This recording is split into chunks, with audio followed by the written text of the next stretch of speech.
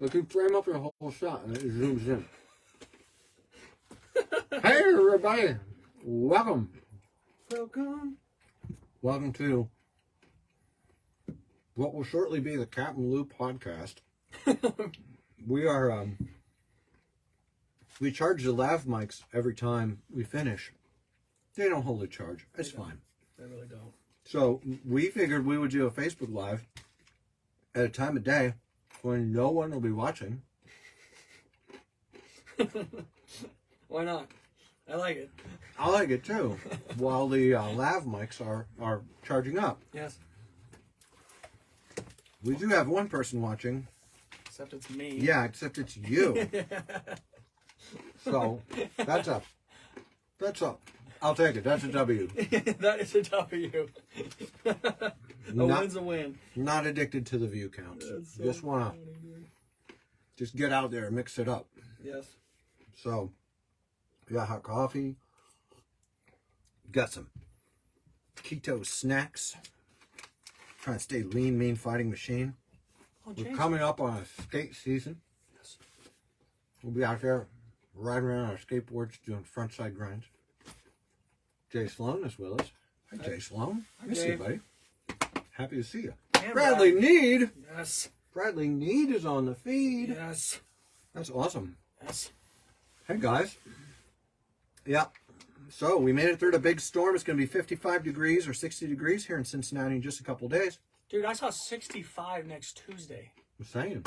65 degrees. Yeah, but you can't tell me they know the weather a week before. You're playing in God's domain. Dude, somehow they track it coming off the North Pole or whatever, dude. What is this sorcery? I don't know, dude. I don't believe it. I don't know, dude. I think one of my recurring riffs is going to be not believing in weather. In weather-related, like, information. Scott George comments, here comes the mud blizzard. Luke and I are going to go out.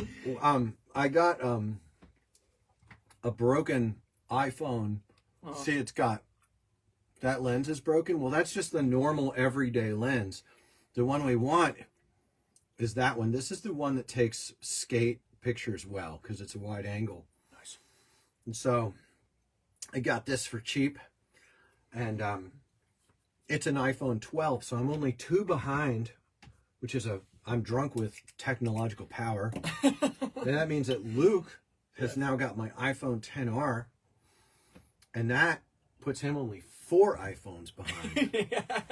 This is a major coup here at CapmLew podcast. Oh my gosh. That we now have iPhones that are fewer than 6 iPhones in arrears. Dude. Pardon my French. Oh my gosh.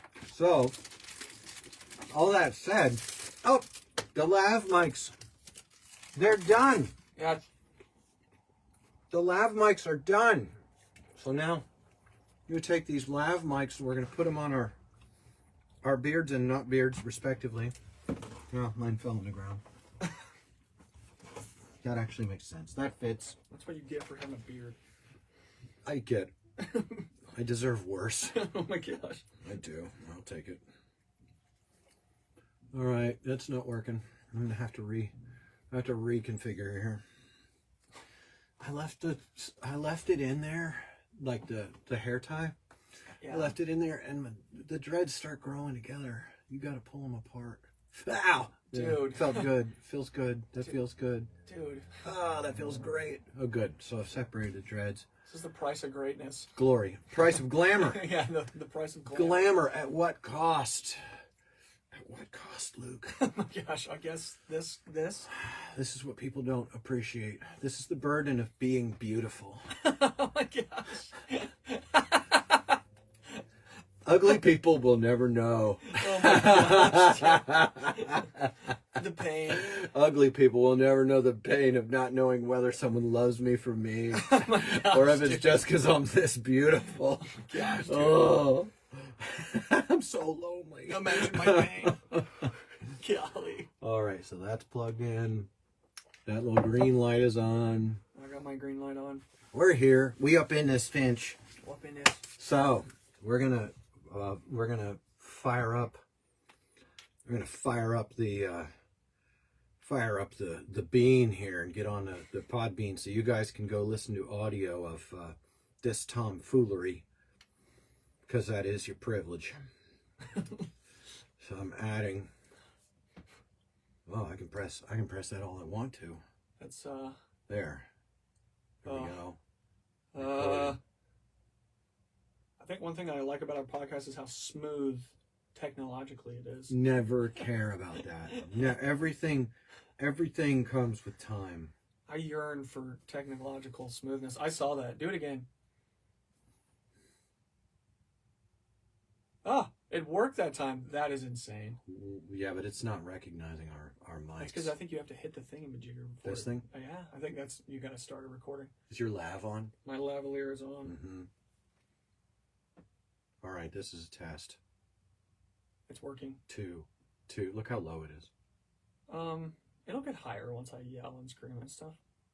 No, dude. I'm stopping and closing it. I'm gonna reopen it. I'm gonna replug this thing. Okay. Oh yeah, maybe that wasn't. Ugh. It's fine. It's fine. It's fine. This is what everything is like. Don't worry about it. I'm serious. Recording. It's not gonna work. It's fine. It's, if we just put it to, yeah, see it. It did accident. Okay. It's still saying use iPhone headphone for top quality. Let's check and see. Let's see if we can find our, wow. One thing we can do is that. Turn that off. Oh, we can also turn off Bluetooth. That's good. All right. You know what? That's not working. Seriously. That's classic. Well, isn't that just a kick in the pants? Why isn't it now working? I know, right? Did you flip the thing over? Flip it over? Yeah, just flip it. Oh. Just for my pleasure. Okay, I flipped it. Now do it. Okay. Will it tell you? Well, it's already acting. Recording through microphone look at now. It's working. Hey, we got it, and there's no reason why. Yeah, there's literally no discernible reason. You know what? I've just changed so much. I've changed so much. I just am fine with it. Yes. Like, it's fine. Yeah. We're going to be wherever we are. Hey, welcome to the CapmLew podcast. This is your host, CapmLew, with my co-pilot, Luke. Co-captain, Coke. Sam Cook. Sam Koch. Today's episode is brought to you by Life Skateboards. Be a lifer, get a life skateboard. True. I'm just saying. For those of you who are watching the video version, which is live streaming on Facebook, I will show you my own personal life skateboard. It's not a signature model. That's because my signature is far too sloppy to be worthy of a signature model. Gosh. Nobody's handing out pro skateboards to guys who just do frontside grinds anymore. Well, that's very 1987 of me. Actually, they were kickflipping back then, and so was I. Fun fact. I tore out everything on the outside of my left ankle, and then for years when I would do kickflips, my foot would come out of joint. Yeah, I really got turned off by that. That's probably what happened. How did you destroy your front leading ankle? Ollieing off a curb over a garbage can on its side. It wasn't even a big ollie. I wasn't even doing big ollies. Let me ask you this. Did you land and your foot was in front of your skateboard instead foot of came on top off of the it? front. I was skating a shot shark. It had a very low nose. There wasn't a lot to catch with. I wasn't that good yet. And Don Carey, who had a couple of clips in Thrasher Mag videos, Don Carey picked me up and put me in a car. He was a really nice guy to do that. And I remember him today. I hope he is well. So many of my friends. Sometimes I'm scared to look back. Don and I were not close, but I was friends with his little brother when we were 12 and 13. And he was one of the big boys. He rode for Best Cycle and Sport skate team, and those guys ripped. They were part of a generation of young rippers who really paved the way. What can you say? Love you, bud. Hope you're okay today. Also brought to you by our supporters. Turns out that we've got an army of faithful supporters who are pledging to the tune right now of $65 a month. We have us a budget. We've broken the $50 a month barrier. And our hope is to get back on the road and do media out there and bring you guys some interesting conversations with interesting people, but we like to do it in person. We like to travel and skate and compile clips and all that stuff. And the help of our supporters makes that possible. We still wonder if it'll happen, but we pretty much know it will. Like, this is what we're doing, even if we just have to well, we're going to scumbag it no matter what. Either way. We'd like to get to the place where Luke can quit his job. Yeah, that would be That's a nice, because Luke is the guy behind the scenes that gets it all to happen.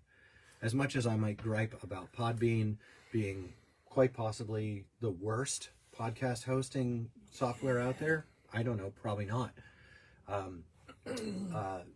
We did notice, Luke, you've been tracking. Talk about the Apple podcast thing. Dude, the Apple, you have to submit your podcast to Apple For approval.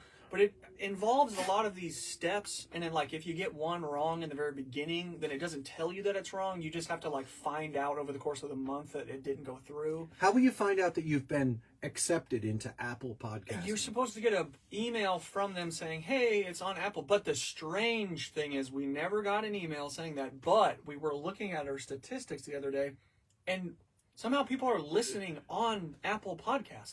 Which to us says that some people are accessing our podcast through Apple Podcasts. Yeah, literally, if you are doing But we have never heard from Apple Podcasts, whether or not we made the cut. Yeah. We've searched for ourselves on Apple Podcasts. It's not there. It is. I guess. It is on there. Well, how? Someone somewhere found us on there. No, Luke. No. No. Steve Jobs did not die so that you could be asking how. Yeah, I guess you must simply accept it in blind faith. Dude, I guess. Golly. Yes. I'm going to call them this week and be like, please, what is going on? Help us. I'm saying, And I've sent 2 emails to Podbean, like their help support thing. Do you call it Podbeam? Podbean. Beam. It's beans. It's beans. Because beans are that's so cool. Cutesy little name, Podbean. But nobody's ever gotten back to me. It's like 2 emails deep. Maybe even 3. Like, please, can you guys give us some direction? Nothing. So I'll just call them. And we'll just keep having a party with our friends on Facebook nice. And with just talking about stuff. I'm Lou. I always doubt the weather. I don't believe in it. Dude. I don't believe they know what's coming, even though it has been shown that they do. Yeah, well, that's your prerogative. And Luke, sum yourself up in some sort of thing. What's your deal? I believe that we went to the moon, even though the evidence is iffy at best. Luke believes in the moon landing. Yeah, right. You ain't still on that round Earth stuff, are you? Dude. What do they call it? A globetard? I'm also a globetard. You know what? That's why we can't get on Apple Podcasts. Canceled. We are only canceled to ourselves. Yeah. They'll let other people find us on Apple Podcasts. Yeah, but not ourselves. That's hilarious, dude. I remember when I had a podcast through Fickle Skateboards, and I literally couldn't find my own podcast on there, even though we were on there. Yes. Oh yeah, we got a positive comment on the live stream. Dude, Love the mic placement, my friend. Love you, Thomas Stansberry. Good to see you on here. Yes. Yeah, man. Hey, why not? We're doing this. I love it. Well, tomorrow is a skate day. It is wet. Ugh. It's ridiculous. So we're going to take a propane bottle and my roofing torch out there. We're going to dry us off some runways at some place. We want to go somewhere that's fun for us tomorrow. Yeah. We were thinking of going down to the park in Dry Ridge, Kentucky. We took a big push broom, a couple of coal shovels. Yeah. I like shoveling snow with a coal shovel. Ah. This area doesn't give you powder. It gives you slush and ice. And coal shovel's a nice little scoop, and I got my whole style going. I just use coal shovels.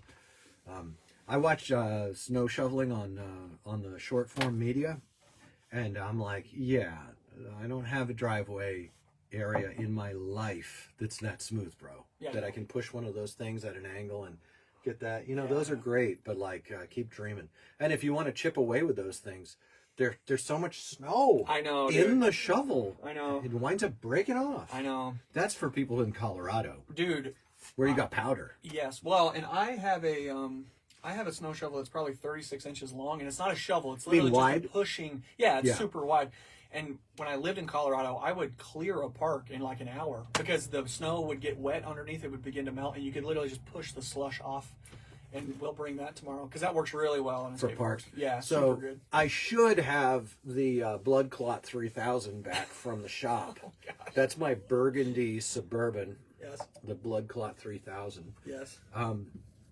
So I should have the Clot back in the fleet Yes. tomorrow. We'll pick it up and we'll head out to whatever spot or park we want to. And because we have this newfangly dangly iPhone 12 with one working lens, all right, with the wide angle lens still works.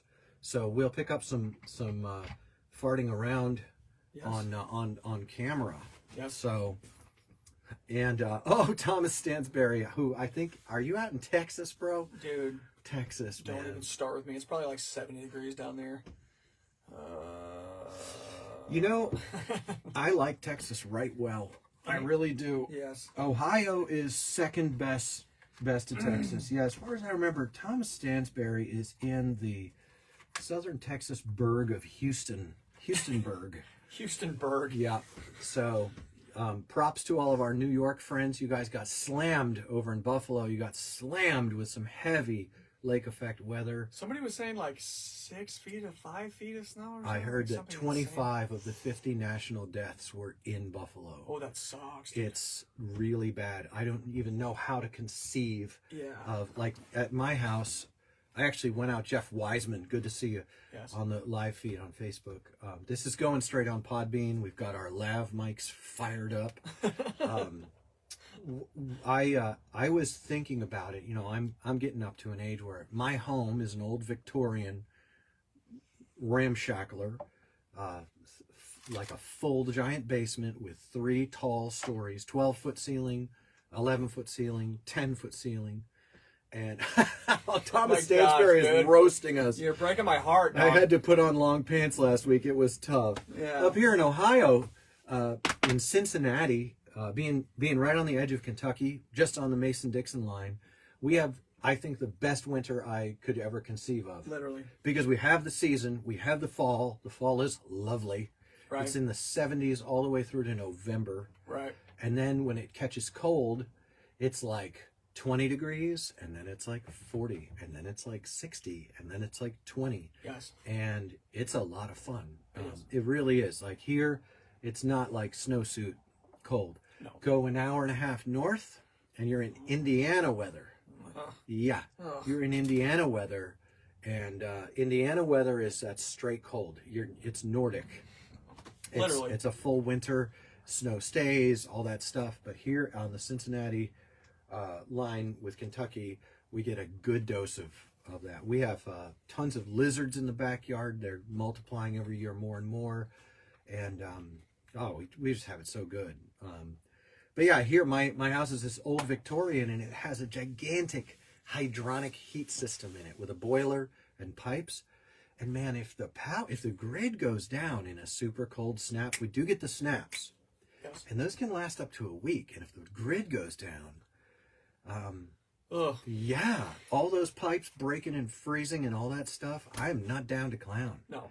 So I'm really thinking about doing a generator backup that puts power to the circuit that does the boiler lighting and recirc pump. And then as long as the natural gas keeps flowing, Yeah. I mean, shoot, dude, you could even build in a propane backup, I think, on this unit. Yes. It would be involved and expensive. But Yes. some things are worth it, because once you have your hydronic system freezing, radiators and pipes breaking everywhere, you're kind of, you know. Yeah, that would suck. But last week I was zipping around the house and putting plastic up on the exterior and interior of certain windows. We Yes. talked about louvered windows last Louvered, time. yeah, dude. Yeah, At what and price? it held well. It was good. But today it's a balmy 35 degrees. I was outside sweating in just a hoodie, Yes. which is like, love it. Literally. Love it. Literally. So, Jeff Wiseman comments. Yeah, an hour and a half north of us is Columbus, and Yes, dude. we agree with Jeff Wiseman. We think that that Columbus does suck. And he also recommends check out Predator generators. You can't beat them for the money. Those are the Harbor I Freight was going to Chinese say, made ones. those are the Harbor Freighters. All you got to do is bring it home and run it. Yep. And if it's good, it's good. Right. But if it's not good, you'll know within 12 running hours. Yes. Yeah. I know, dude. Yeah, Predators are tricky, and returning them can be tricky as well. Harbor Freight is my favorite tool store because it's the only tool store I can afford to shop at. Yes. I do have a small treasured quantity of Snap-on tools in my kit, but I'm no longer professionally a mechanic. I gave it all up for a broadcasting career. A broadcasting. For commercial maintenance and a broadcasting career. So thanks to our supporters who have gone through, I don't know what the rigmarole is even like to support us on Podbean. Yes. I do not. I think that we one day might graduate to greater and finer mechanisms of support. Yep. We should just get a direct link for financial gifts because we have pretty much got to upgrade to a couple. My son just got a GoPro 10, 12, whatever hero number, I think a Hero 10. Okay. It's totally able because it has a front-facing camera on it. Oh, that's sick. That's one of the things that we've done here is even when we're audio casting, we put the iPad up here so that we can see ourselves, and it helps. It helps me remember that I'm me. And he is Luke. Yeah, we don't helps. get lost. Yes. Yeah. And if I ever feel like maybe my argument wasn't strong enough, I can just look up and just see all the glamour. Yes. And remember that if James Charles can make it, so can I. Oh my gosh. He went down in flames on a scandal.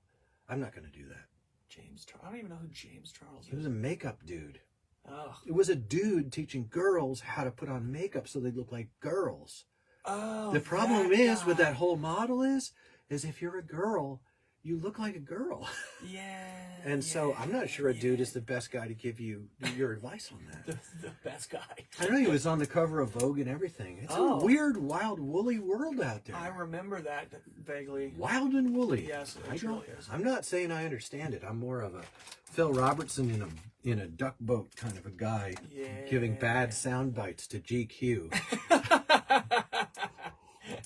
That's how I'm going to go down in flames. Yes. Yes, that's how it'll happen. Is someone will come and hang out with me, and I'll be like, well, yeah, it's all the cheese is sliding off the cracker. Yes. Yeah, our society. Yeah, that'll be fun. Society. We don't need to borrow that trouble before it happens. No. Hey, here's a tip. Just cancel me now. Unfollow. Just, Can we cancel ourselves? We have tried, and so far it hasn't worked. We still have 4 people watching us live, and Lord knows how many people are going to tune in. It's kind of sick. Up to 7. We do way better than that. 20? We have had hundreds and hundreds of listeners in the last month. What? Yeah. Yeah. Dude, we're blowing up. Gosh. I mean, I wouldn't go that far. That's but in terms of the giant ecosystem of the wide world of podcasting, yes, we are a what is the worms called? In the nematode. We are a nematode, in the digestive tract of a flea. That's what we are. Right Dude, now. hold on. There's worms and digestive tracts of fleas? Insects carry nematodes in their digestive tracts. These are tiny, tiny worms. Yes. That's why eating bugs is, well, you need to make sure that it's all a good source of protein. But when you're eating a bug, you are likely eating whatever worms and other micronutrients, we're going to look on the bright side and call them micronutrients, are in its digestive tract, which is why I prefer my crickets roasted with some garlic and some olive oil, a little salt on there, crispy, crunchy. I can just take some of those back to my pod where I own nothing and be happy. Oh my gosh. Put on my VR goggles and live my real life in the metaverse. That's right. I can go back in the metaverse and just enjoy those delicious roasted crickets. It's so good. Yes. Oh, yeah. What do they call? Oh, yeah, we can have our tablet of Soma. We can get into the metaverse, hang out. Luke, you're a reader. I do, sometimes. Which one is it? Is it 1984 or is it A Brave New World? With the Soma? No, just what are Oh, we what- entering? oh. What's going on right now? Is it? There's kind of two schools of thought. It's more like a Brave New World, in my opinion. Okay. I find it to be. 1984 is like just overtly totalitarian. Yes. But Brave New World is like, have some soma, hang out in your pod. Everybody can have sex with anybody. It's totally fine. Being monogamous is stupid. Get into your jetmobile, hang out. We're gonna like do like what do they call it? Like this, the laser DNA like crazy splicing, so you can just like make babies the way that you want them. All kinds of crazy stuff like that. But it's all geared in this really happy, like, yay. Bro, you know what came up on my newsfeed from God. Russell Brand the other day? I'm just kidding. I just couldn't help myself. Russell Brand did the most bizarre. He did the most bizarre like thing. He pulled up what had to be a joke. Okay. He had to have been being punked. Yes. That they now are like floating in an advertisement form this idea of making babies in this weird uterus pod thing. Yeah. It's outside of the human body. Yes. And offering people the ability to like splice their kid's genome Oh. and things like that. I forget. Well, I mean, it was like just it was like so crazy. And I thought, Russell Brand, man, talk about off the rails. Like you're kidding me, dude. Whoa. But he was playing an infomercial about it, Yes. and it Like was supporting it, like saying, "Yeah, we can do this." it was insane. Was I wish he- we had another device to fire up because you just go into his feed Yes. on YouTube. Go into Russell Brand and Okay. then go into his feed, and you'll see it. It was last week because I know because I was putting up plastic with this. I bought myself a new stapler. All right, if you guys don't know, all right, listen. I know that DeWalt was DeWalt, you know, back, and it was better than Makita back when Makita was the first one, and then Yes. DeWalt became Black and Decker, and then I Oh, just checked out because I just want all my tools to be black and yellow. It's fine. And the more DeWalt sucks, the better I like it because the fewer other guys are going to have black and yellow tools. Well, I got a DeWalt stapler made of carbon fiber, and it was only like $30. And it was so light in my hand, and I thought, man, if I fall off a ladder with this, it's going to be so light on my way down to break my wrist. Oh my gosh, Yeah. dude. You gotta let go of it. Oh my gosh, dude. I had a dear relative Oh my gosh. who broke their wrist terribly holding a staple gun in their hand while falling off of not a ladder. Yes. They fell off of an end table under which they had stacked paperback books. It was bad. It was real bad. Mega compound fracture.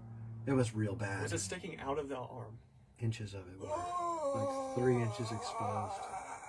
We were right there, dude. It looked straight like, wow, you could finish off an opponent with that.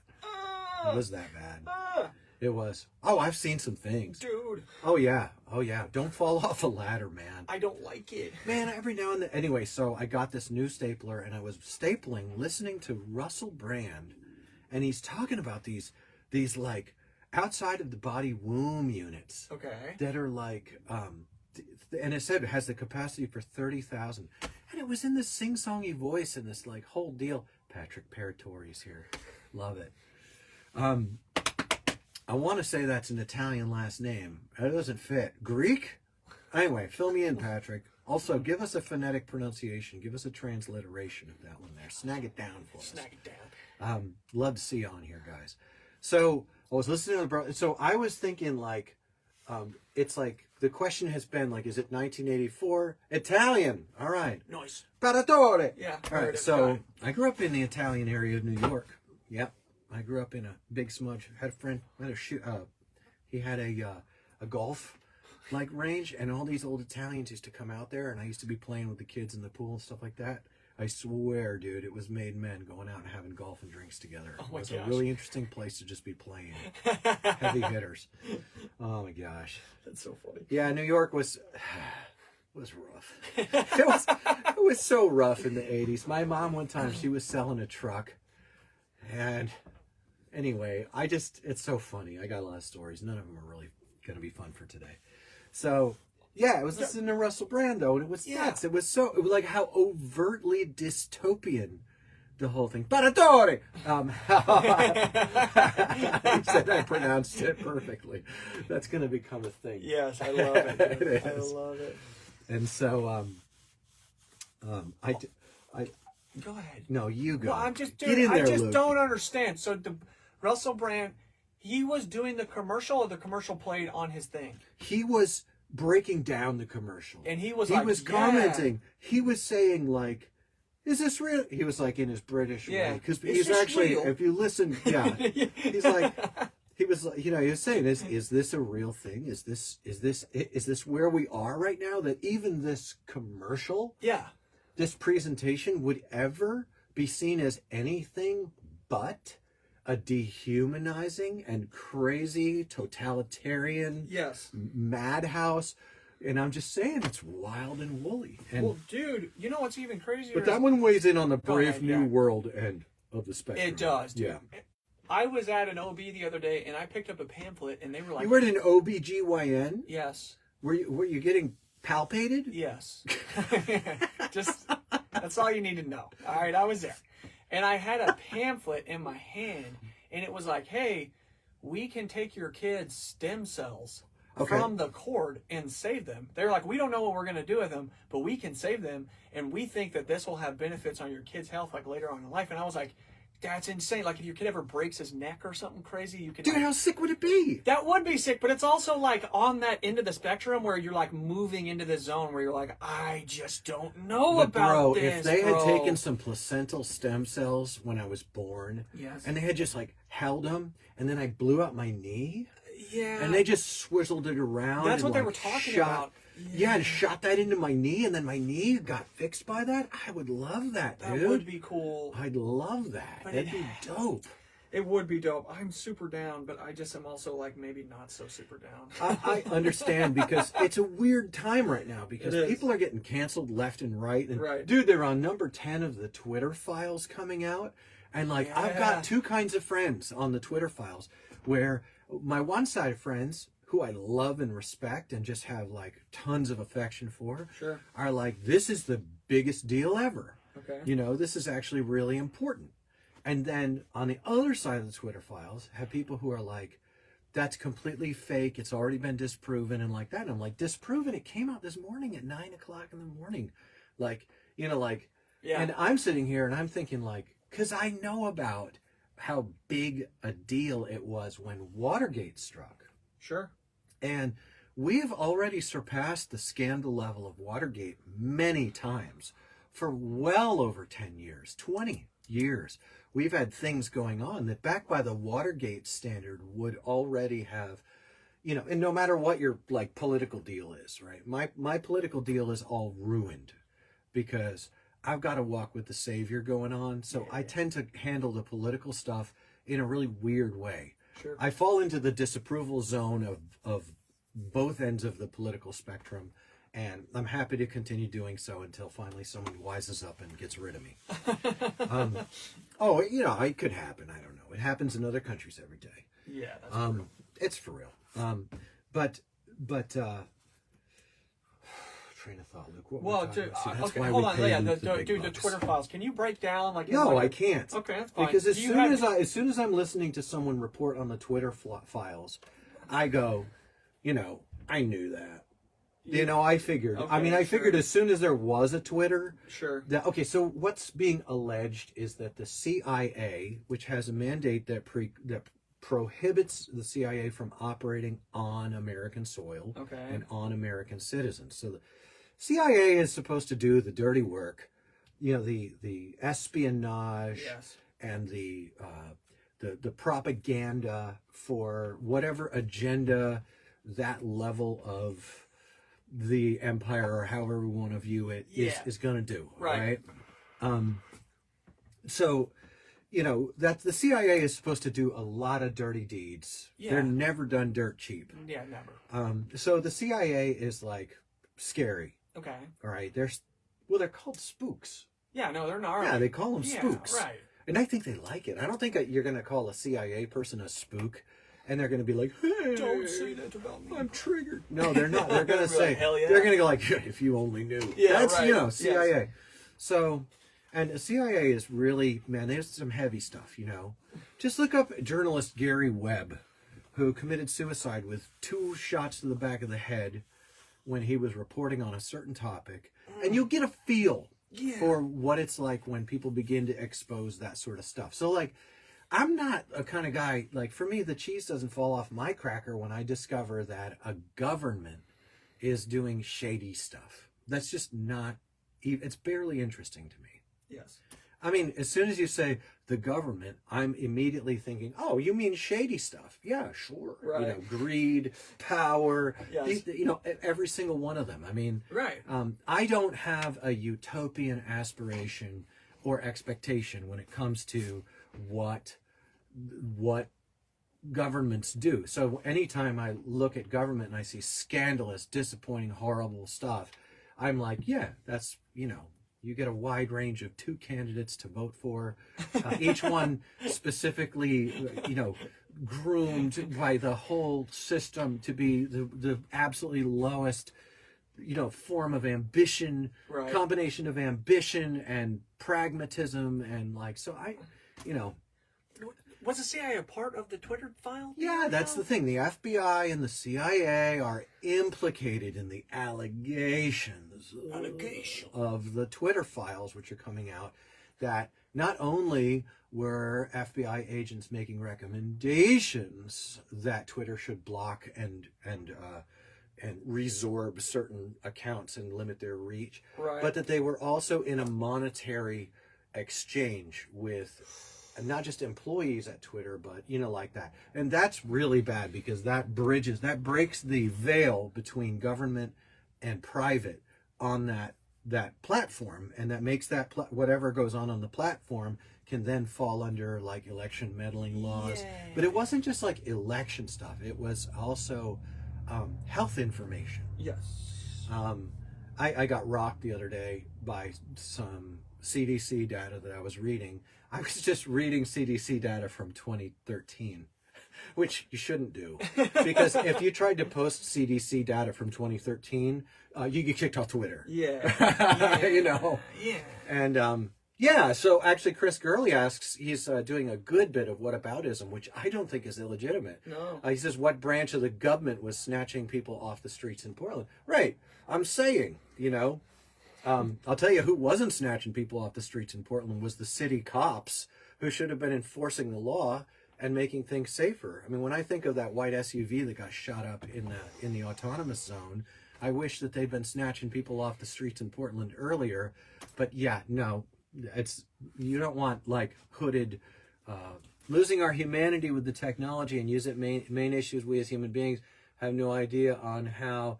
Dude, for real, don't trust my government. Well, it's in the word government. You can, if you rearrange the words, it's don't trust me. Don't put your faith in human governments. In fact, it reminds me, I read this thing one place here. There is a government coming. Now, this is where we get into my peculiar beliefs about the nature of reality. And there is a government coming, but it's not here yet. But it's as good as here. And it says, I think it's here. I'm reading from Isaiah chapter.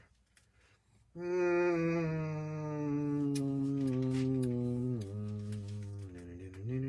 this the government be on his shoulder? Yeah. What Where is is that? that Isaiah here? chapter 8 or 7. Or something. Yeah, basically it says, oh yeah, I got it. No, that's not it. It's good though. Well, here in Isaiah 8:12 it says, do not say a conspiracy concerning all that this people call a conspiracy, nor be afraid of their threats, nor be troubled. The Lord of hosts, him shall you hallow. Let him be your fear, and him be your dread. That's Isaiah. That, by the way, that's the scripture where the Rastas get the dreadlocks. That's what the locks represent, is the dread. When you make him your holy dread, then this stuff that's going on down here, I mean, you may participate as a citizen, you know, and I may go to the polls and vote my conscience, but I don't believe that the ultimate good or bad hangs in the midst. Isaiah 9 says, "For unto us a child is born, unto us a son is given, and the government shall be upon his shoulder, and his name will be called Wonderful, Counselor, Mighty God, Everlasting Father, Prince of Peace. Of the increase of his government and peace there will be no end."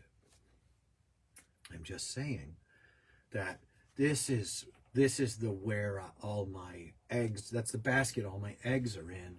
So it changes the way that I handle the, like, legit, like, it's kind of, it's batshit crazy, the stuff that's going on. It is. But I look at that, and I look at it with a view to what's coming next that changes the way I feel about, because in Isaiah chapter 8 it said,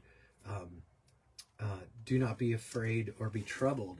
And that's a theme that I read in the scripture. And so one thing I'm not going to do about the government being terrible and desperate, what's ironic is I think we're looking at a time where if a person is looking at it from the perspective of the left, they see the government's doing terrible things. And if they look at it on the perspective of the right, they see the government doing terrible things. And they're both right. They're both correct. Yes. Because it's a government with right. a ton of power. And it's a people who are, we're criminally negligent of our responsibilities, which, by the way, our responsibilities start in our own families, our marriages, our children. Clean your room. Yeah, there he is. There he is. You know, our responsibilities start in our homes, and then they bridge out to, you know, here in Cincinnati, I got a little bit of a reality check because by law, we're supposed to shovel our, they're multitasking, yes. They've been multitasking so long.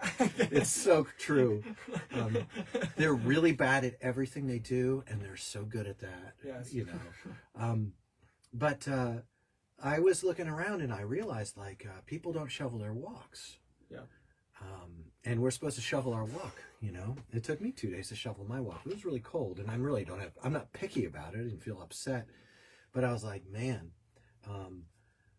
we need to make sure that we get the walk shoveled, and we need to get the grandma next door's walk shoveled, and right. we need to make sure that we're taking care of things. I really got a kick myself in the pants. I was like, you know what, man? Don't just take care of my walk, but make sure Miss Lynn's walk is done, and make sure that the walks around here get done, because we have the people to do that. And I thought, government's gonna gub. You know, we have to do the stuff of taking care of each other as neighbors and loving one another, especially if our neighbors are on the one wing or the other that we, don't like. Let's break that down. Yeah. Love the people. Actually, it was the master himself. He taught us in, it's like in the beginning of Matthew, in the Sermon on the Mount, which is just such a powerful hammer to all this stuff. And he says this thing in here, and it's like you can't even get out of it. He says, you have heard that it was said, this is Matthew 5:43, you have heard that it was said, you shall love your neighbor and hate your enemy. But I say to you, love your enemies, bless those who curse you, do good to those who hate you, and pray for those who spitefully use you and persecute you, that you may be sons of your Father in heaven. For he makes his sun rise on the evil and on the good, and sends rain on the just and on the unjust. For if you love those who love you, what reward have you? Do not even the tax collectors do the same? They were like traitorous cheat sneaks. And therefore and if you greet your brethren only, what do you do more than others? Do not even the tax collectors do so? They were the worst. They were crooked IRS agents. They were the guys who call your aging parents up and cheat them out of their savings. The gift card scams. That's who the tax collectors were. Right. Therefore you shall be perfect, just as your Father in heaven is perfect. And here's that doctrine of perfection you find in the scripture. It's couched in language about loving your enemies. Find a person who really rubs you the wrong way, who needs some help, and help them. Yeah. That's the zone that Jesus is talking about there. And so, like, you can see that all of this polarization is really a great setup for love really meaning something. So I'm a little hard to pin down. I have enjoyed being simultaneously called a Zionist and a Nazi. Like by the same person in the same paragraph? No, by two different people, at the Yes. same time Like on on the social same media. thread? No, they were on different threads. Okay. It was a great honor. Yeah, that's hilarious. It really dude. was a great Yes, honor because right. that meant, well, geez, I can love the heck out of whoever, and Right. I'm already spanning a broad. Yes. Since that, you can see that this polarization is really a setup for love to mean something. When someone who's not in your tribe, when you love them, when you're patient with them, when you help them, you're doing something that's of greater meaning than your present opinions about the stuff that's going on. Yep. That's a transcendent opportunity. And I understand, because tax collectors were the worst people. Yeah. They were terrible people. Yeah. I'm loving we got a great comment thread I going know, today. People must not be at work. Okay. Get a job! Why are you hanging out with us losers? Nihilist or Nihilist or Nazi. Zazi. Depends on the day, Chris. Well, it's so easy to get called things, and it's so easy to call people things, but loving someone means actually slowing down and I guess maybe having the willingness to just die to your garbagey tribal kicking at other people. When you do that, you're not far from the kingdom of heaven, you know? Jeff Wiseman's retired. Rock on, Jeff. Yeah, man. That's Glad to have. I'm so happy. I remember sitting at the fire circle with Jeff, shooting arrows into all of our heroes. Oh, yes. Yes. I love you, Jeff. I really respect the way that you handled that. I was just shooting arrows into all of our heroes. We were at a collectors convention together. It was a meetup of collectors. And I'm sitting there just ranting about how, man, we picked all the wrong people to make our heroes. And, you know, never meet your heroes is a good rule. I just pick mine really carefully. I've picked my one hero is definitely Jesus in the Bible. That one, the Jesus who's written about in the Bible, who has been hanging out with me. Good guy. I can't believe he slums with the likes of me, but he does. Truly. He does. I like it. Well, anyway, so Luke and I are going to go skating tomorrow. Yes. Oh, Jeff says, I love you too. You're one of my favorite people. Oh, that's very kind. That's very touching. I was looking forward to doing this cast today because of the Facebook interface, we get to have an interactive sort of thing to it. Yes. So we discussed a little bit of the dystopian future, but I want to talk about skating. I want to talk about skateboarding. Skateboarding. Luke, have you looked at any skate media in the last few days since we cast it? Oh, dude, I was watching Anti-Hero's new 40-minute dealio yesterday. Oh, Jameson, how are you even on here right now? What is happening? Worlds are colliding. I love you. I love you. That's so funny. I was watching Anti-Hero's new dealio.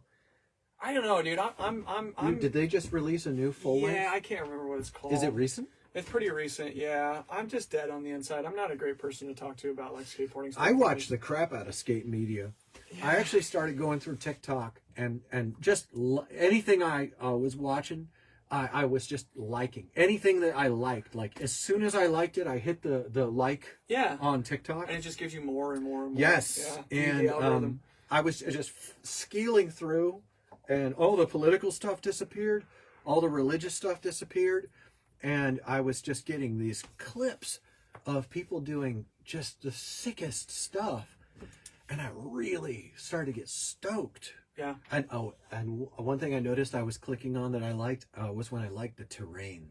Ah. Indoors. Okay. I was sitting here this week thinking about how much I miss skating indoor skate parks. Well, we used to have some. Well, I didn't like skating most of those. Yes. I loved my ramp room.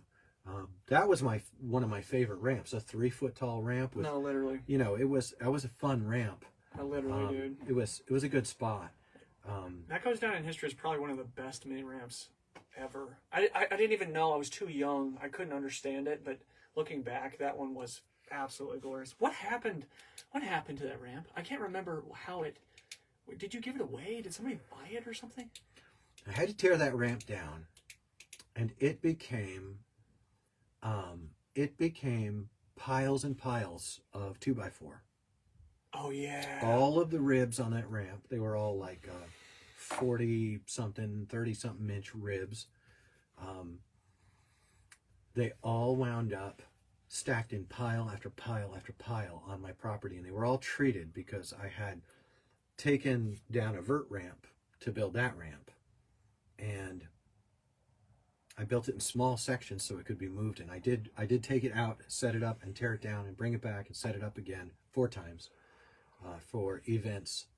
I remember that. I used to really support a local skate park effort, but the local skateboard shop actually put up a jar in their skate shop just in the same neighborhood and collected money for a DIY under a bridge in the neighboring state, while over the counter they told people that that park was never going to happen because it was a $2 million project. And I don't know if I'll ever join back into the effort to promote that park, because the skateboarders, the influential skateboarders, were against it because it was a city project, and they wanted to buy us for us. They had this whole ethic. And it was almost like, if we can't own it and it can't be all ours, we don't want it to happen. That's a very common thing, and that's what I saw, and that was my take on it. I tend to have a pretty solid take on things, and that was so ugly and so disappointing to me that I'm just not going to deal with the Cincinnati skateboarding like league at that level ever. Like, I mean, I don't know if I'll ever do that again. Maybe I will, but it definitely isn't like you can work in Cincinnati with the skateboarding community in any sort of way. Yeah. It's very Midwest. It's very like all hours or nobody's at all. It's a very zero-sum game. And I had even sat down with the leader of that whole group and said, like, this can be your skate park with your name on it. Like, this, you can, you know, this whole thing can be yours. And it was just like, no, man, we're going to do what belongs to us entirely. And they have like tons of City Beat articles about them and like that. None of it tells the rest of the story, though. I've always wished for someone in skateboarding media to come out and like kind of tell the rest of the story about scenes like Indianapolis and Cincinnati. Right. There are people who dread the possibility that the real story would ever come out. But since it is that way, I'm not gonna want to, you know, come out and. I'd rather like something like Moving Forward would be great. It's just that I really feel like if I support a push for a multi-million-dollar city park that really serves the kids, you know, the kids who need it the most. That's what bothers me the most about the whole thing is you got kids who are pre-diabetic and need a skate park down the street from them. Right. They can't get on a bus. It's like a 3-bus transfer to get to the DIY they were collecting for. Right. The whole thing breaks my heart and it stymies my mind. Like it really does, because there was an amazing, and the shops wouldn't come together either. The shops were like, one shop is like, oh, I can't do anything. If that one shop finds out I did something, they're going to really make my life hard. And I'm like, well, life is hard. You know, Life is hard, Highness. Yeah. You know, yeah. But no, it's just cowardice and garbage, and wow, it's such a bummer. Yes. So I built a ramp room for a while. Everyone was invited. Nobody dared show up except for some shows we did. I had people tell me, like, if I come here and start going to this thing, I'm going to wind up getting in trouble. Turns out, I don't think it's this way anymore, but it used to be in skateboarding. You could get in trouble if a certain skate shop found out that you liked something. Jeez. What a zoo. I know. I know literally. That we have listeners who can actually relate to this sort of thing. If you're a listener and you live in an area where you cannot relate to that, you know what? Congratulations. Yeah, good for you, man. You have it so easy. Yeah, good for you. You might think that way because you just play along with it, though. If you're a coward and you just play along with it and you don't like stand up for the larger ethic, then I criticize you. I criticize you. Feel the hate. Cowardly, negligent skateboarder. As long as you gosh. get yours, you don't care if some fat kid gets theirs. Oh, man. oof, dude. Seriously. It really is like that. The only thing necessary for evil to prosper is for good men to do nothing. Yep. That's like Sir Edmund Burke, I think. Or like Paul Revere. Yeah. Or it's like Ben Joshua Hamilton. Ben Washington. Yeah. No, it's true, dude, and it's so true. The devil owns the fence, and it makes life way more stressful and way more difficult. And this is it, man. You gotta kind of stick your flag in the ground somewhere and make a stand. You know, just remember the Alamo, folks. Hammer down. Did you just say? Remember the Alamo. No, you just said the devil owns the fence. It really is true. And it's so hard because, dude, it's so easy to just be like, okay, I want to go skate. This is all about me. I just want to skate. I don't have to worry about all this junk. And so you just do that. Yeah, it is. It's all That's like hedonism. Like it says as long as I'm Hellenistic. having a good time, then that's all that matters. Right. Guys like me are not hedonists. We look at this ocean of kids who don't even skateboard yet, and we think about how skateboarding impacted our lives. Yeah. Back when I was a kid and I was cutting myself just for a feeling of control. Yeah. And you could was have been controlling suicidal. I could have been controlling my kickflip. You know. And then I would get on a skateboard and I would not feel that way. Yeah. And I think of all the kids who are struggling, you know, mental health has become a major, major boondoggle, man. Yeah. And I'm like, you know what helps mental health is the release people get by getting out there and being rad on their skateboards. Yeah. And I'm looking at it and I am just not seeing, right. Jameson Bradford writes, the man said, but I sat on the fence. I chose neither you nor him. And Satan said, that's okay. I own the fence. Truly. What a terrible waste of life it is for you to choose to go along, to get along with the powers that be when their alignment is detrimental not only to these vulnerable people who are in need, but who are invisible to you. Right. Because they're not in your scene. Right. But it's also detrimental to themselves. Do you know how grateful a man would be to the person who stood up to him and said, hey, you are aligning yourself with destructive things that are going to wind up costing you so much more than you can imagine. Yeah. That unpleasant, prickly period of time during which that person would hate you is well worth it in their later years when maybe on a sickbed. Yeah. They might look back on their life and say, you know what, is there anyone that said something true to me? Yeah. You know, as they burn through, you know, these guys, a lot of these guys who run things in skateboarding, they're a wreck. Yeah. They are not people to be angry at or admire. Right. I mean, yes, they have amazing frontside 5-0s, big ollies, controlled kickflip, back foot catch. Good on you, buddy. Yeah. But their lives are a mess. Yeah. And they need God, they need truth, they need love, they need, you know, they've achieved respect without achieving respectability. Yeah. And it's criminal to respect them. You know, and it's like, well, Lou, man, we just do this for fun. Turns out fun is not the greatest organizing principle. Yes. Fun might be your organizing principle. We're talking to skateboarders, I guess, to some extent. And if you're a skateboarder and your organizing principle has been fun, you may do well enough. You may think you did well enough, but man, that's the stuff of deathbed regret. Yeah. You got to get better organizing principles, foundational principles, like clean your room. I love it, dude. We should get a sound bite of that and just play it every once in a while. We need to get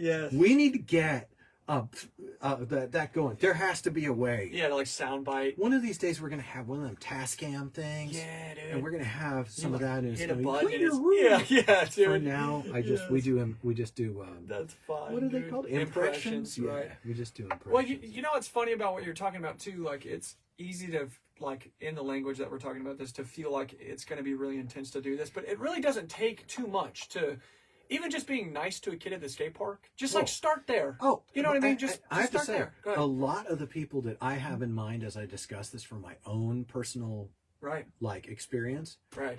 they are good to that kid. Right. They do have that going on. Yeah. They really do. That nobody is all one thing. Yeah. They do. Already those deeper fundamental driving principles are there. Sure. They just haven't finished integrating, having integrity, integrating Yeah. those organizing principles into the larger spectrum of their lives. Yeah. Lots of times it's because of reasons that have to do with things that got done to them or happened to them Yeah. that are super hard. Absolutely. And it is not hard for me to feel a lot of compassion for people on the way that they get slaved into this sort of like disintegrated life. Yeah. I mean, I had to have help. So people accused me of using Jesus as a crutch in my life. I love that. And I was like, a crutch? The guy's a stretcher. Yeah. I'm in a coffin, bro. Right. Like, absolutely. I got an absolute mulligan today. Yeah. Fresh starts every day. Yeah. I have a fresh start button in my life that I can 20 times a day. Right. I believe in starting fresh and accepting and moving on and receiving forgiveness. And that's why it's a salty mix, though, because at the same time as I receive forgiveness and experience not having, like, I don't carry a lot of weight of anger around with me at people. But you think you can behave publicly in the ways you behave publicly, and then nobody's gonna say anything? Yeah, come on, man. I don't like putting people on blast, but I love putting behaviors, attitudes, alignments on blast. Yeah. I love for us to think more deeply about attitudes and alignments of our character. Yeah. I love that. Yeah. That's a passion in my life. So, notice that I'm not using names. Yeah. Because the same people that I could name who have done some of the behaviors and alignments I've seen are also the same people who do some of the other really great things. Yeah. And I believe that in the end, the books will be opened and the book of life. And I believe that people can experience and be recipients of redemption in a snap of a finger, the blink of an eye, and people are sliding into the kingdom with Jesus all the time on very thin skin, really are. I know. There was a thief at the right hand of Jesus on a cross, one of three. Yeah. And he barely exhibited any like Christian anything. Yeah, right. And he's there today. Yeah. So he wasn't even baptized. I've got reverence. Yeah. I've got reverence for the deathbed confession. I've got reverence for squeezing on in there by the skin of your teeth. I have huge reverence for that. Yeah. I think it's probably the majority of people who will be redeemed in the coming judgment are going to be people who just said like, oh, Jesus. And they were only half cursing when they said it. Oh my gosh. And they die. That's like their dying breath. Yeah. And they're standing next to their lifeless body, wondering like what happened. And someone grabs him by the hand, and he's like, "You rang." Yeah, you rang. Yeah. When I read the scripture, I run into this, and I'm like, "This isn't greasy grace. This is like unbelievable." Yeah.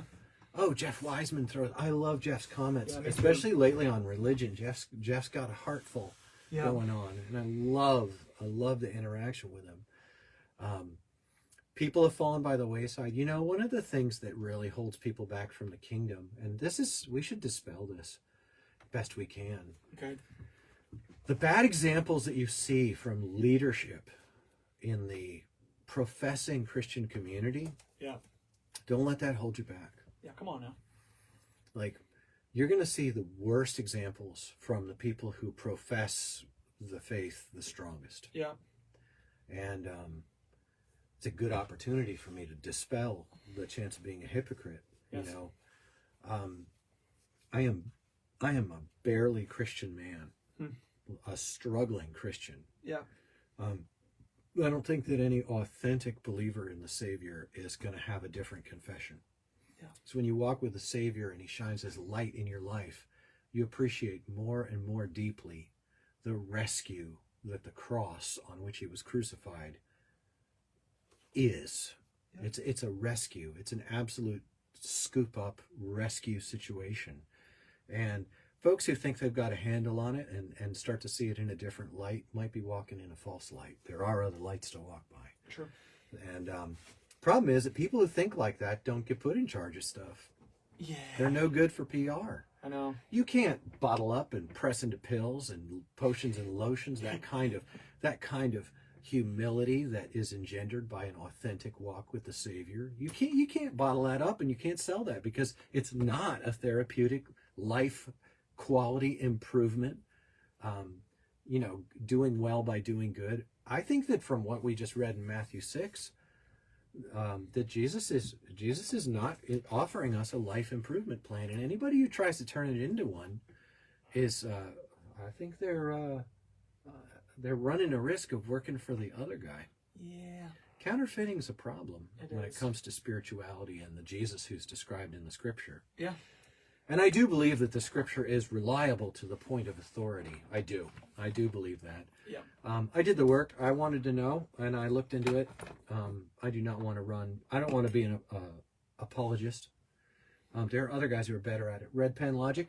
Yeah. Or my guy, Mike Winger. Mike Winger and Red Pen Logic are terrific apologists. And if you are interested in that, go type in Mike Winger or Red Pen Logic. Dude. On YouTube.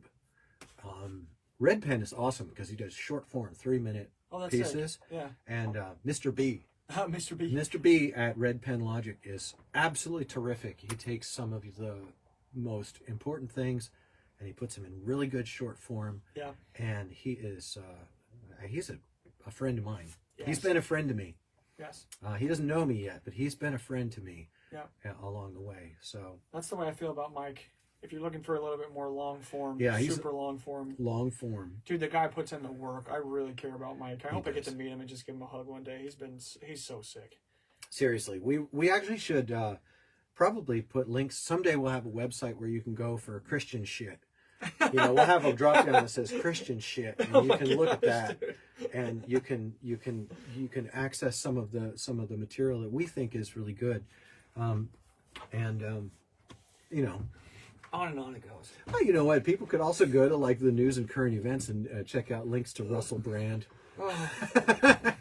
If you dare. If you dare. Kids and big kids, that's the only type of people there are. It's two types of people, kids and big kids. Yes. None of us are anything different than we were in the 7th grade. Let's admit it. Yeah. Let's admit it. And let's take a deeper look in our lives. And let's think about things and get some perspective. I don't know if you're going to crack a Bible along with me. I'll tend to crack the Bible here and there because that's how I live. That's how I think. I do tend to peruse deeply the Holy Writ. The Holy Writ. It is. Those are to me. What do they call them? What kind of principles? Organizing principles. Organizing principles. Clean I really like room. that. Yes, see, that's where that would come in. Yes, dude. From disorder to order, my friends. But it's not. That's the thing about Jesus for me is that he doesn't call me from disorder to order. He calls me from darkness into light. He promises to put me in order. Yeah. And he often takes me through really rigorous things on purpose. Yea, though I walk through the valley of the shadow of death, I will fear no evil, for you are with me.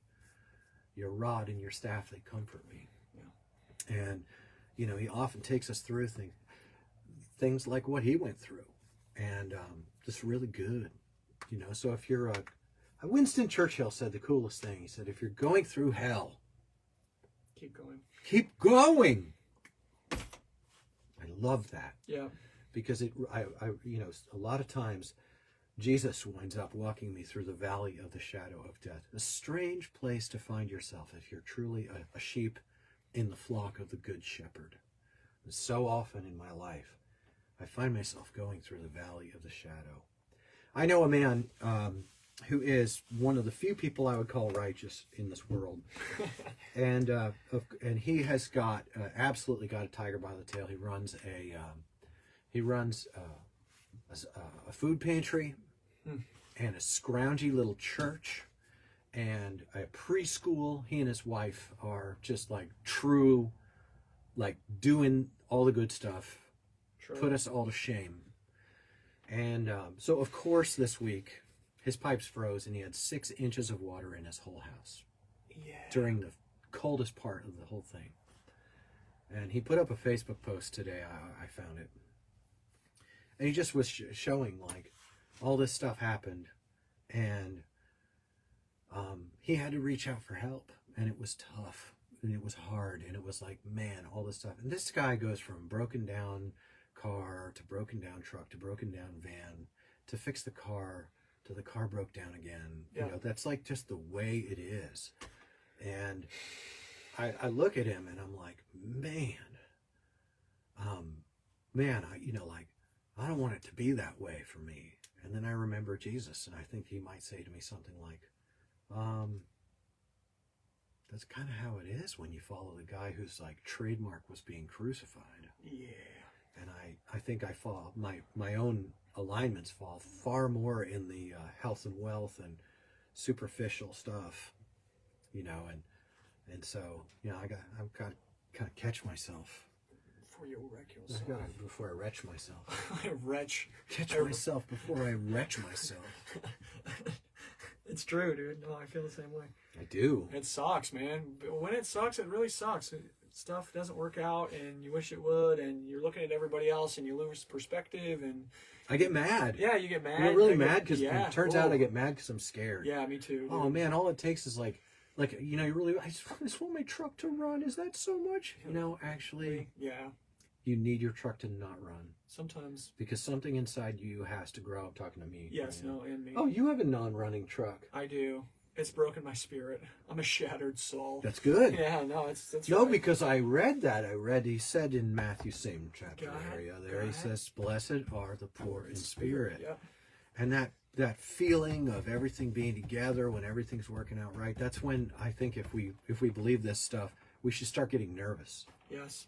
I know. We should really start getting nervous and looking for how to help other people. Is about the only way to be safe if things are going so well and prosperous is to help other people. Yeah. I was thinking one of the most dangerous things that can happen in a human life, and this is attested to in the world, is that you get really rich. Oof, duh. Yeah, right. That's been shown, like outside of religious study. Yeah. It's been shown that getting really rich is really, really tough to navigate. Very tough, and even tougher than poverty. Yeah.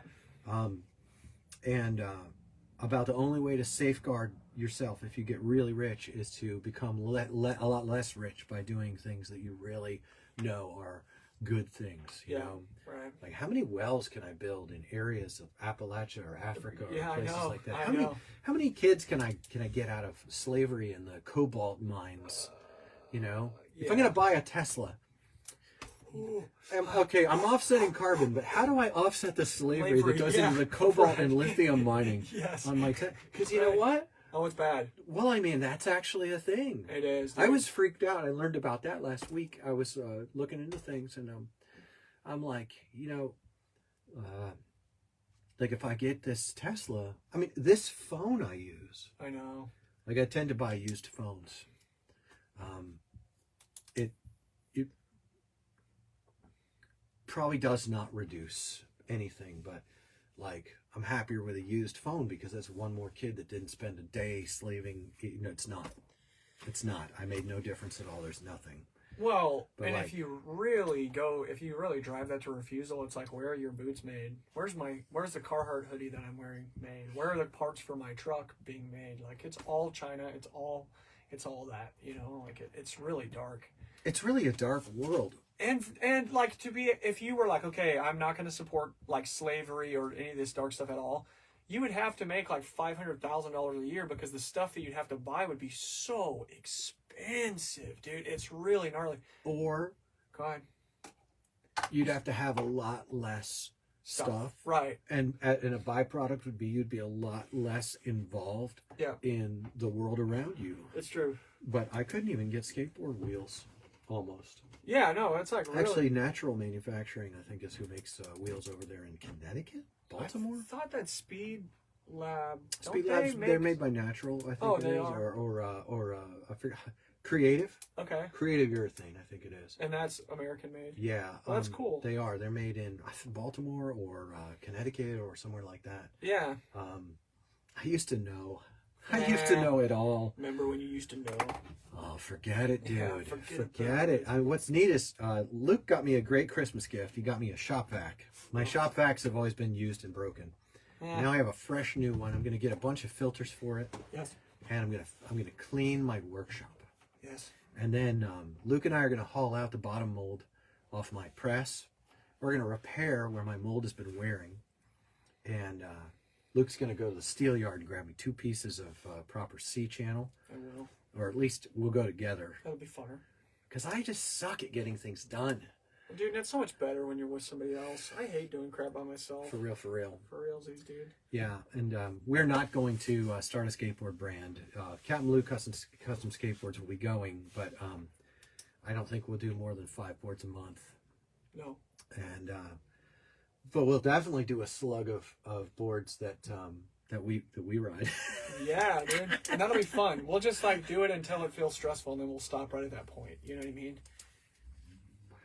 Maybe that's not the best metric. This morning, Luke and I, as afternoon, we went through the financials on like, if everything were already selling, what would a 20 board a day, 20 days a month board brand look like? And we looked and we saw the great big bottleneck is getting it to sell. Yeah, it's hard. But dude, here's it's a good living. It is, and if you could run like a YouTube channel or a podcast like this, and you already had a base of like, you know, if you had 1,000 people who tuned in every month, I bet that you could definitely begin to move more. That's what Revive did. If you look at Revive skateboards, yeah. First Revive started in Cincinnati as Revenge. I forgot about that. It did, and it was just this lovely chap, a happy chap, yeah, of moderate skill in skateboarding. And that was Andy. Yeah. And he was just Andy. And he did these little quirky, and it was, YouTube was new. Yeah. And Andy got in on the ground floor. Yeah. And he killed it. He made content that was fun for a certain niche to watch. Kids. Yeah. I never enjoyed watching those videos. Because for me, skateboarding is something I did. Yeah. And I never enjoyed filming because skateboarding is something I did. It only existed to me when I was doing it. Right. And that's a weakness in my content creation. Oh, okay. You know, I have the good looks for a great skateboard channel. Dude. I mean, all this glamour, you know. Look at the glamour. I mean, I do no service to the truth in denying the obvious fact that I'm a high glamour individual. Yeah. Let's just let that one sit for a minute. It's people people can't look away because it's a car crash. Yes, dude. But Andy got in and he started Revenge. Yes. Then he had to rebrand it. He started doing decks. Was there another company called There was Revenge? already a Revenge Skateboards, and so he rebranded it perfectly with Revive. Yeah. Which was much more positive. I like that. And much more like kid level. Yeah. Super, super good. And I think those guys just did a great job at doing YouTube content. And then their boards were made in factories, and I think that they probably warehoused them and shipped them from their Cincinnati place. Yeah. And that's a business model. But they really weren't a board brand. Well, they were more like a YouTube company with a boards that you could get. They were the highest selling brand of skateboards in America for some number of years running. Wow. Yeah. Were they a board brand? Yes. They had boards that were branded and sold very well. I guess so. But were they a skateboard company? I don't know. That depends on what you want. What you want. I personally set out to kind of redefine that as having, instead of like 2 tiers, big companies and small companies, which is just a brand, to say there's something better than a brand is someone who's directly accountable to you for the quality you're feeling. And when you call them, you're talking to the person whose hands made what you're riding. Yeah. And these are always going to be smaller ops of higher quality and higher character than the board brands are. And I was a little bit savage, you know, and saying like, this is not just some mass-made, mass-produced heat sticker, Yeah. China, Mexico, California, you know, we promise our boards are made in the USA, and then they're just made in Mexico or China or California. And then the big guy who makes them all in Mexico is going to go and he's going to put on a janitor outfit or something, and he's going to do a special video about how special the boards are that are coming out of his, not made by skaters, mass produced, Right. punky, junky, flexy, off center, all of it is. And you know what? It's fine, because the thing that makes your skateboard good is you. These things are not aerospace technology. You can rip on whatever one of them you want to. True. You know, and what's ironic is it's the craft maker who really puts attention to the thousandths of an inch to every single one of them, who's telling you that it doesn't matter. Yeah. You know, now I don't have that work. So when I tell you that, I'm actually promoting things like, I mean, I'm not going to put boards up for sale maybe ever again in my life. But I will tell you right now that outfits like Life Skateboards with, you know, Life Skateboards that makes the boards I like to ride. This is 11 inches wide. I love it. They're that way. You're talking to the people who make them. Yeah. And I don't understand. I've seen how even shops that pretend to be friendly work against that level of quality and that level of relationship between a skater and their skateboard maker Right. at the counter. Yeah. The number one place I see is the skate shop that pretends that they back the local board maker, regional board maker, the way that they ditch that aside. Yeah. And I had a guy working at a skate shop pull me aside one day and tell me, he's like, I just want to let you know, your boards are never going to sell out of here again, because we had a private meeting together, and all of us who worked the counter were told to push the sales away from the maker-made skateboards like that. We were told that cannot exist. Can't exist. Was there a reasoning? Yeah, because the legacy of the big brands is in jeopardy if top tier quality and customer relationship is established in the world. That is the dumbest shit I've ever heard of in my life. It's not, because the fundamental driving principle of a lot of the skateboard industry is legacy. Yeah, but imagine if you went into a skate shop and you had the entire echelon. You could get all the big boys. You could get the super cheap, total bullshit shop deck, or you could have an $85 option as well. The fact that you have that range actually accents the different selections. You know what I mean? You would make more money all the way around. You'd probably sell more real decks that way. You know what I mean? You know, here's what happens. All right, this happened in two shops. One of them I built a display. Yes. You know, for them, I built a POP and put 25 decks in there, and it was selling. At least 10 decks a month were selling. Right. And the other one, I started him off with a 10-pack for a great price break, and I've told that story before. Yes. What happens is, if you put up, this never happened, say an Ohio skate shop puts up a made in Ohio, because right here in Cincinnati, we have a company that makes longboards. Beautiful, beautiful. Much more beautiful than my work, longboards. So put them on there, put mine on there.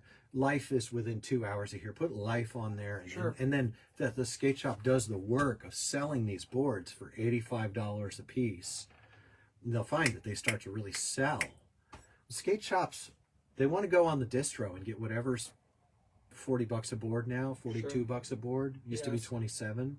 Yes. They want to get whatever's cheapest and just sell that at the best margin they can. They can sell those out at 62, and they have a reliable, low effort, just order and go thing. And they'll always say well, the kids don't want that. Right. You know, and they're wrong. The kids want whatever you tell them they want. Yes. You are the retailer. Right. You are the advertiser. That counter is the most powerful place in the market until someone starts making media. Yeah. And starts to promote. Look at what Revive did. Revive did an end run around that entire counter. Yeah. And shops that vowed that they would never have anything to do with Revive now carry Revive on the wall. Right. You know, They made an end run around it by creating a direct relationship with people, even though their boards were, look, the boards are garbage. They're garbage. Yeah, no, They're pure garbage. But the right. stoke of a kid who got stoked Right. to make the kickflip the very first thing he learns on his board. What are you guys doing? It's fine. Right? Yeah, It's fine. Right? Right. You know, but the thing is, like, why cap on Revive? If they want to teach kids that kickflipping is the beginning of skateboarding and be like that, we could do the same thing and teach kids that carving and sliding and going fast and being rad and surfing, those are the first thing in skateboarding. But we didn't. Sure. We blew it. I blew it. Well, I blew my opportunity to do that because I was busy trying to create a new tier. Right. And I was getting a lot of pushback. Yes. And then the pushback closed in on me. I still don't feel safe to go down to the bar and have a beer with my wife. Sure. I don't know who's going to come up and bump my table or push me or shove me or whatever's going to happen because it's so easy to piss off the big boys. I know, dude. They're so fragile and they're so violent. Yes. You see right through it. It's lonely on the top, Lou. Those are literally words that have been said. I know, dude. Publicly. It's so stupid. It's so stupid. It's lonely. Dude, I still hold that if you were a shop and you had all of the options that were available to people, if you give people options, it will actually increase your sales because every time that somebody buys a board, they feel like they're picking a side. You know what I mean? They're like, oh yeah, I either really like the Maker Made or I really like Anti-Hero or, Real Wood or whatever. So I'm going to go and I'm going to pick a side. I'm going to keep on buying this side because that's what I like, and it drives sales up for everybody. It doesn't make any sense. It sincerely doesn't make any sense. Like, no, it didn't. Fiscally, it does not make any sense at all. No, I literally almost got punched in the face straight in the coffee shop right next to my house because I said to the big boy, I said, hey, look, I know that my social media has stepped on your toes. Yeah. And I'm willing to apologize publicly for anything you want to talk about. You can convince me I was wrong. Sure. All right. I'm willing to engage that. So you and I, we have what we call in business a rivalry. Yeah. But in life, your kids could play with my kids. Yeah. We could drink on Thursdays. Yes.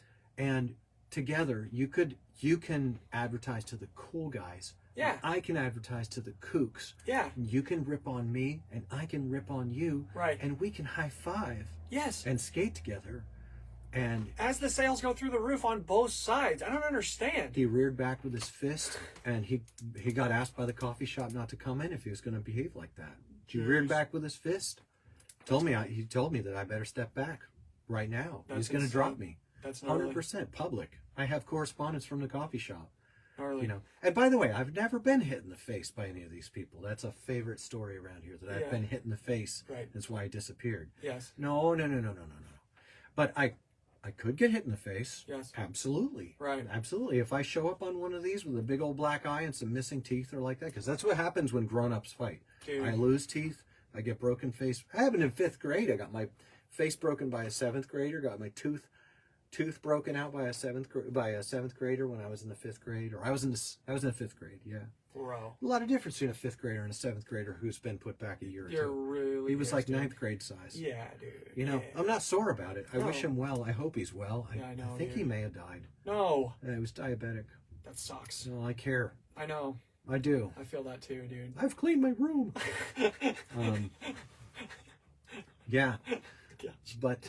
But yeah, no, Luke, you're right. You're right. And it's true. I like telling the guy, I'm like, hey, we have a business rivalry. I said, together, we could literally, by picking on each other, Yes. by keeping up the business rivalry, we would ensure that very few boards from any other brand ever sell here. Literally. Ever. Right. I mean, Zoomies I know. was ready to open an account with me. Yes. Right. Like, we were ready to open with Zoomies just as a small workshop. Right. And not a single shop in Ohio cared to carry any of my product. Now, some shop owner right now is going to go, oh, I would. Yeah. No, you wouldn't have. Yeah. Like, I remember, I was there. If you would have carried my product, then you would have picked up the phone and you would have called me and said, hey, we'd like to carry your product. That never happened. And in fact, if you would have carried my product, then you would have stood up and said, hey, You can't be threatening a guy's life or doing these sort of things in this market, you know. Yeah. Nope, there was none of that. And dude, wouldn't it have been so cool? Like, imagine this. Imagine you give it to a guy and you're like, hey, man, listen, once a month we're going to meet. We're going to hold this rivalry with each other. But then we'll meet once a month to game plan. And then at the end of like a year or 2 years or 5 years, you guys collab. we do an event together. An event together. We do a grilling show. Yes. Yes, Everyone dude. shows up ready to rumble. They're Yes, dude. Everybody shows up ready to rumble. They're all like jets and dude. sharks ready to rumble, and we dude. start eating and Yes, quaffing wobble pops. Yes, and dude. Everyone is having the greatest time. Yes, and at the end you release a deck, and it's a collab between the two, and it's like all high fives and like so sick, dude. So sick. I was ready to float those ideas and more. That was the same guy that I offered all the credit for the skate park to. Yeah. And it just was like, once I posted something on Facebook that reflected badly on the ideas, ethics, and behaviors of mainstream skateboarding, it was over. Like the feeling of being threatened legacy. Because look, around here, we had a thing in the 90s where basically the brand from the 90s consolidated. Had some AM riders who didn't make it in California. And they came back here to completely take over here. And one of them did it by owning skate shops. The other one did it by turning himself pro on his own brand and capitalizing on being the first pro from, the Midwest. And both of them Yikes. had very, very large flaws in the ethics of their approach. In terms of business ethics. Yeah. In terms of social and cultural ethics. But that's what you got from the 90s. Yeah. And both of them I had a collaborative disposition toward when I was entering into the market. And both of them pulled out the stops with unethical bullying tactics toward my customers and toward me personally. And I don't know. I'm fine with it. I got 10 fingers, 10 toes today. Yeah. Didn't get punched in the face. Right. I'm willing for that to happen, except that I don't want my wife to get hurt. Yeah, or even to get a beer spilled on her. Yeah. So I'm very careful about that. I do prioritize returning home alive to my family. Yeah. And staying alive at my front door. Yeah. So there are measures in place to ensure a higher viability, but I don't have hate about those things. But I'm out of that market right now. I left that market behind in 2019. Yeah. Really burned out. Yeah. Because I had achieved international sales and like that, but creating the sales through sales work and then making all the sales was solo dolo. Yeah. I was looking down both barrels of success, and it did not look good. Yeah. Yeah, I shut down a growing brand in 2019 and said, what do I do now? And it was, okay, I'm just going to fix Harleys and ride Harleys until something comes up. Yeah. Knowing from 2017 that podcasting is probably a better fit. I like making the media. Yeah. I like talking about skateboarding, and I love getting us like elevated a little bit, and getting some of those, what do I call them? Organizing principles. Clean your room. I like getting that going, and I want to crack the Bible with you fools. Yeah. And I want to share from some of what makes me tick. Yeah. So yeah. Well, look at us, 85 minutes into a 90-minute limit. Jeez. Thank you, Podbean. Bean. Look, we want to finish this up by thanking today's podcast brought to you by the sponsors. Sponkers. Today's sponkers are Life Skateboards. Be a lifer, get a Life skateboard. True. They are what I ride. I love the Life Concave, and my own Fickle Concave is available by that name on the Life website today. I am family with Life Skateboards because brother Sam Cook is a brother from another mother, and we love that guy. Yep. And we back Life Skateboards and Sam and Casper because they make the boards well. They make them the right way. I believe there's a right and a wrong way. I think that factory-made skateboards are inferior. And if you don't like that, well, then just beat me up in the street, throw my board in the garbage, slash my tires, and steal my boots. These are all things that have been promised. Also, you can choke me till my eyes come out on my cheeks. So, Life Skateboards. Yeah, holy shit, dude. People Those are need all to- things that have been publicly promised to be done because I repped that line. Guys, kill your heroes. Jeep, creepers, man. Dude. Our supporters. We want to thank the following supporters who've brought us up to a high bar. $65 a month. We are rolling in it. Truly. We're gonna save up 24 months worth of that and pile it all up. It'll be a nice little brick like this, and we'll take it. We'll sit on it Oh my gosh. like Breaking Bad. Yeah, exactly. Yeah. KDDYPKWN is our first supporter there that we want to thank today, as well as RSAPGKCR. Well, these are the names that people have put in as their supporter name. Thank you. We appreciate you. Here's one. This is actually written in English words. This is Jared Nelson of Drang Skateboards, skateboard maker himself. We've got mad love for Jared Nelson and many thanks to you. Sean Gibson. He's a friend and a rider of Fickle Skateboards, and now he rides Life Skateboards as well. And Sam Cook, the owner, operator, and main dude of Life Skateboards. We thank all of you 5 people for your monthly support of the CapmLew podcast. And this is CapmLew signing off with, what's Real quick. It has to be. Yeah, oh my gosh. Yeah. I'm panicking. If people want to ask questions, we do have an email, CapmLewQuestions@gmail.com. Oh, it's as simple as CapmLew, CIPMLEW, CapmLewQuestions Yes. @gmail.com. Send in your questions to CapmLewQuestions@gmail.com. We would be stoked Yes. to put those at the front of our episodes. Yeah, We don't have any yet. that's fine. It's It'll come or something. I don't know. if you build it. Yeah, it would kind of. Well, we're at 89 minutes of a 90-minute limit, so Let's we're do going to this be thing. signing out on Podbean. Oh, Patrick Paratore. He says that it has been a good show. Thank you, Patrick, and thank you, Jeff Wiseman. We want to thank the folks that have been with us live here. Love it. Chris Gurley, thank you for being here with us today, as well as Jameson Bradford. Bye, JMO. I love you. Yeah, and we just want to thank all of you guys. We definitely didn't get to scale through all of it yet, but Zach Eddington, lovely to have you on the show today, and we'll just keep this going with the Hopton Mitchell, love you, Hopton. We'll catch you guys on the flip side. That's as far as it shoots.